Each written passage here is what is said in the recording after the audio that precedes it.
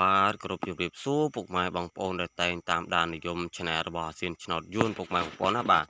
ទសម្រាប់នៅក្នុងថ្ងៃទី16ម្សិលមិញបាទគឺយើងបានហេងខ្លាំងមែនតែនបាទសម្រាប់សមាជិក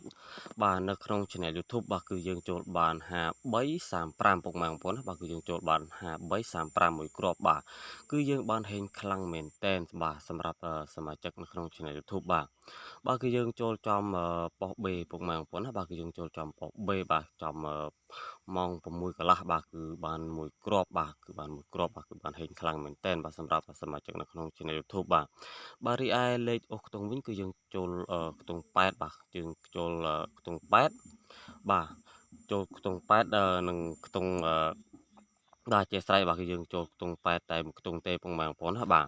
ឥឡូវកុំឲ្យខាតពេលវេលាយូរពុកម៉ែបងប្អូនបាទគឺយើងចូលដល់លេខ free សម្រាប់នៅក្នុងថ្ងៃទី17តែម្ដងបាទ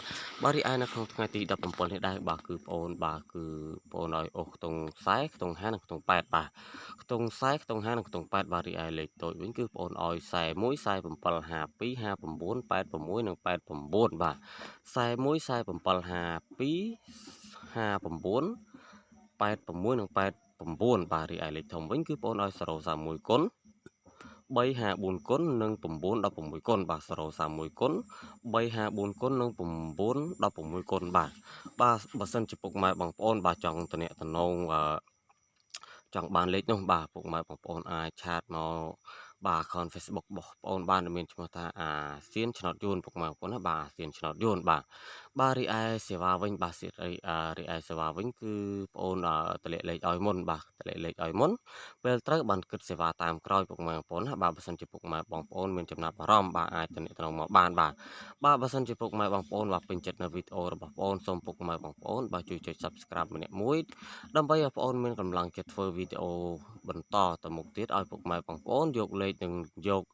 បាទអឺយកលេខទៅផ្សងតំណាងជារៀងរាល់ថ្ងៃពុកម៉ែបងប្អូនណាបាទបើសិនជាពុកម៉ែបងប្អូនបាទចង់បានលេខមួយគ្រាប់បាទចង់បានលេខមួយគ្រាប់គឺបងអូនតម្លាក់ឲ្យតែមួយគ្រាប់ទេបាទគឺត្រង់ត្រឡប់100000ណាពុកម៉ែបងប្អូនបាទពេលត្រូវបានគិតសេវាតាមក្រោយបាទបើសិនជាពុកម៉ែបងប្អូនបាទចង់បានលេខហ្នឹងគឺពុកម៉ែបងប្អូនគ្រាន់តែឆាតមក account Facebook របស់បងប្អូនមានឈ្មោះថាអាស៊ានឆ្នោតយួនបាទជាចុងក្រោយនេះដែរបាទក៏សូមប្រសិទ្ធពរជ័យដល់ពុកម៉ែបងប្អូនទាំងអស់បាទនៅក្នុង Channel YouTube បាទទាំងសមាជិកនៅក្នុងFacebook បាទសូមទទួលរកស៊ីទទួលទានមានបានបាទដាក់ចុះដល់ឡើងតាមដៃជារៀងរាល់ថ្ងៃបាទជិះផុតពីជំងឺតម្កាត់ទាំងឡាយទាំងពួងបាទសុខចម្រើនទាំងអស់គ្នាបាទហេ